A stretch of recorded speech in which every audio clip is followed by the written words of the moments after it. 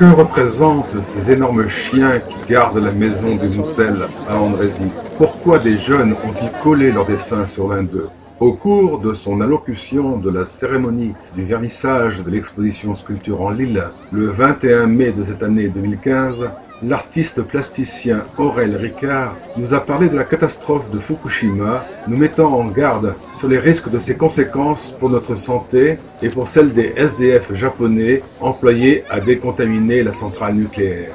C'est toutefois le programme de l'exposition qui nous a donné les réponses à nos questions.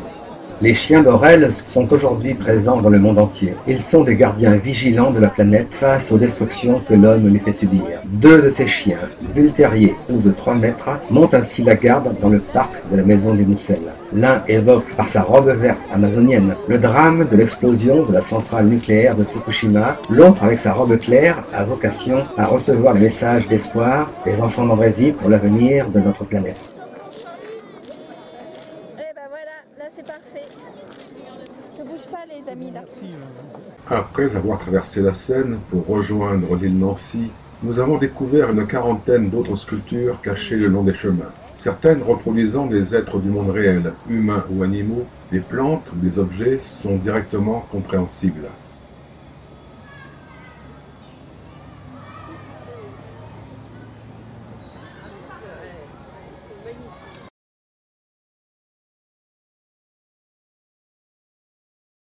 D'autres portant un message nécessitent que nous connaissions l'intention de leur auteur. C'est pourquoi nous avons questionné 4 artistes que nous avons rencontrés. Ils nous ont expliqué leur œuvre, un jeu de Mikado géant, un grand boulier chinois, ce que nous désignerons comme un composteur modulaire et un couple de danseurs.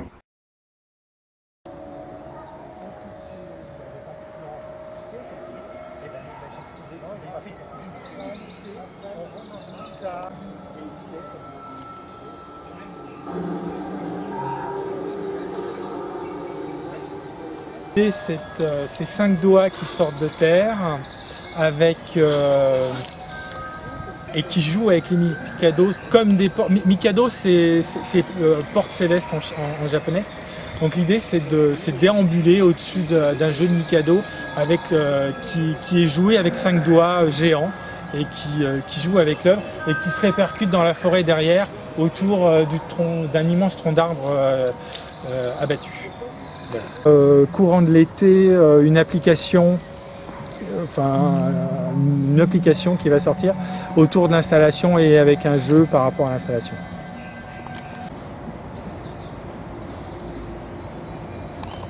Les démarches de mon travail, bon, c'est à part, parce que comme je voudrais créer un œuvre spécial pour Andrézy, parce que c'est en forêt, c'est en île. La démarche que je voudrais faire, c'est que travailler du bois. Je pense que c'est très important aussi, pour lier aussi le lieu. J'ai trouvé les idées pour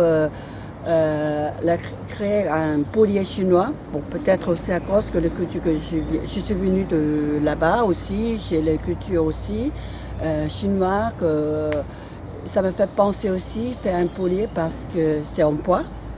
Et le poulet, c'est aussi une sorte de... ça n'existe plus des siècles déjà, à partir de l'ancien temps jusqu'au temps moderne. On a utilisé toujours ça pour faire la calculation. C'est un châssis récupéré. Après, avec le poule aussi, ce sont les poules qui les bâtir aussi par noble. À part de ça, j'ai fait aussi beaucoup de sculptures avec la récupération. À partir de matières premières ou le matière jetable aussi, j'ai créé les formes, j'ai fait le moulage à partir de matière, l'emballage qu'on a jeté. Après, à partir de mon emballage, j'ai fait le moulage. Après, j'ai monté aussi avec les plâtres, monter la sculpture, recherche le poté, à partir des matières en jet.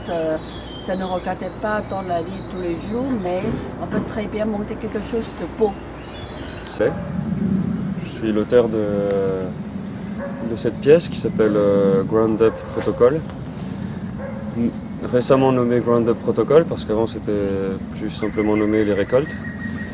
Et je vais vous expliquer un petit peu le processus. En fait, depuis 7 ans, enfin bientôt 7 ans, je récolte en forêt des feuilles mortes qui sont restées bloquées dans la végétation intermédiaire. Forêt, graines, écorces, parfois la matière organique d'origine animale aussi, des plumes, voilà.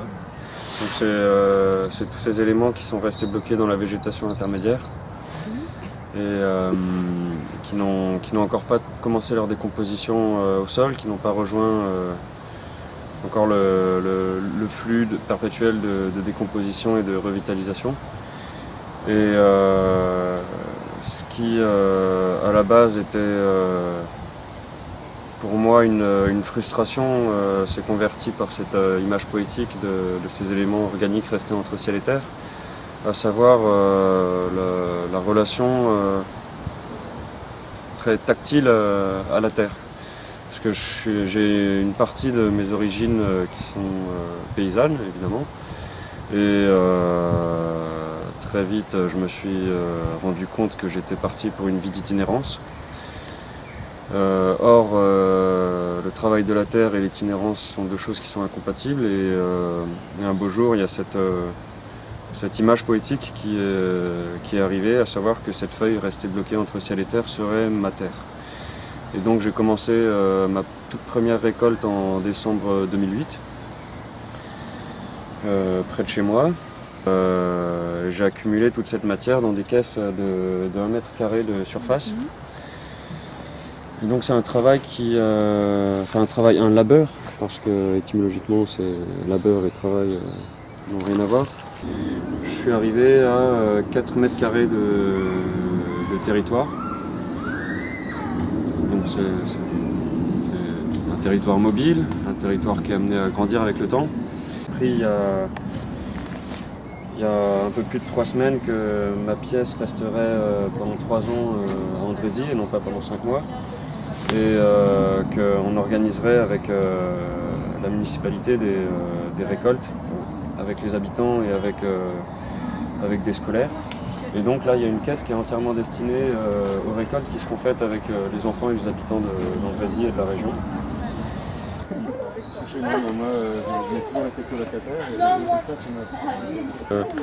J'ai vécu dans la forêt. Moi je me sens dépositaire viscéralement, foncièrement de mon œuvre. Et ça, là, ce qu'on voit ici, là, c'est l'œuvre d'une vie.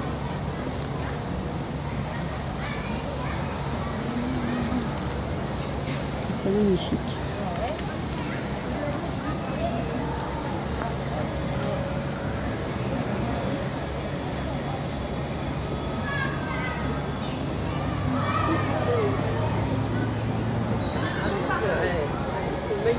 Ouais, c'est trouver le bois.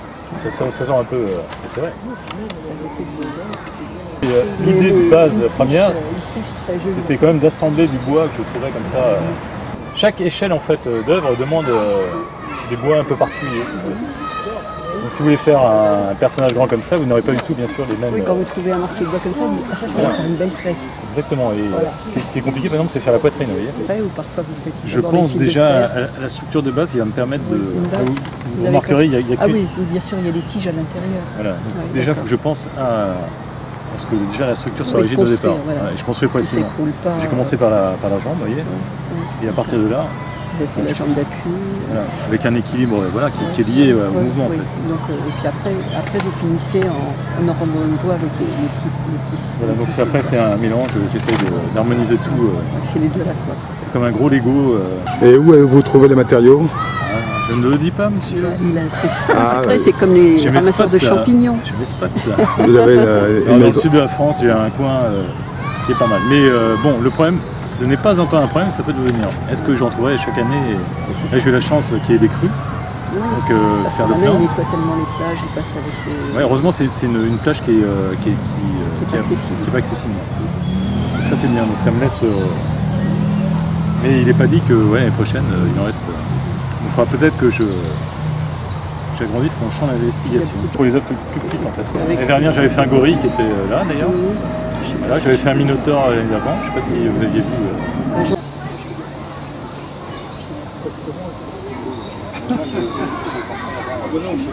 c'est surtout trouver les autres.